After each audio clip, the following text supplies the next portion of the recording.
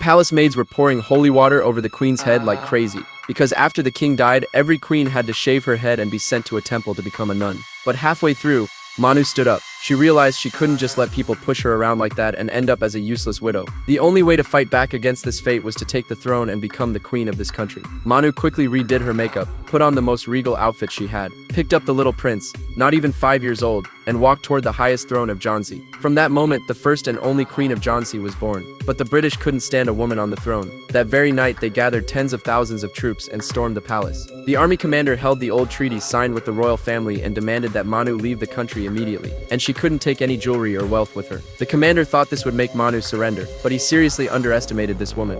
ये राजमहल ये सिंहासन मुझे रानी नहीं बनाते हैं। झांसी के लोगों का प्यार, उनका विश्वास।